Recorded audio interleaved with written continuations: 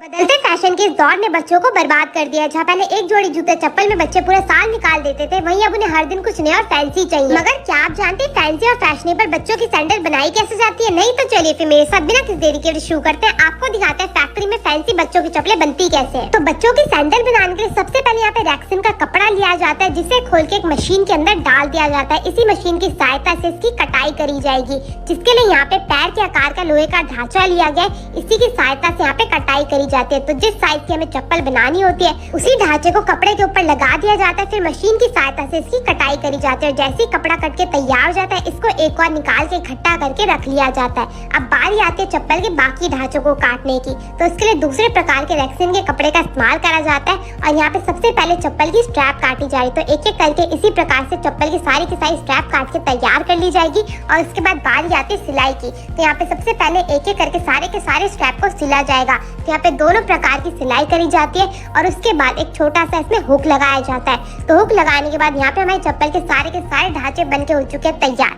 अब इन सारे ढांचों को जोड़ के चप्पल का आकार देने का कार्यक्रम शुरू करा जाएगा, जिसके लिए सबसे पहले यहाँ पे ऊपरी भाग आ चुका है चप्पल का।